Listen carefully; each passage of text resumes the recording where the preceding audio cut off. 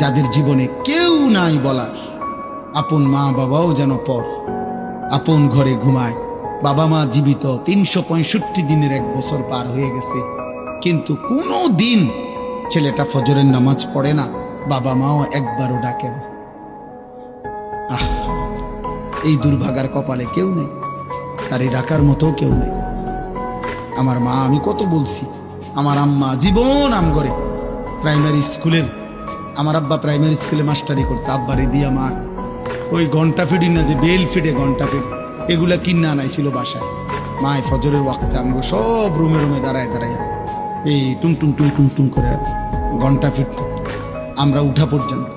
আমার যখন 2টা বাচ্চা ছিল তখনও মায় উঠাইছে। আমরা কত সময় বলতাম যে মা উঠে গেছি, এটা এই ঘন্টা ফিডন বন্ধ করেন, উঠছি মা, হইছে তো এবার এটা বন্ধ করেন না।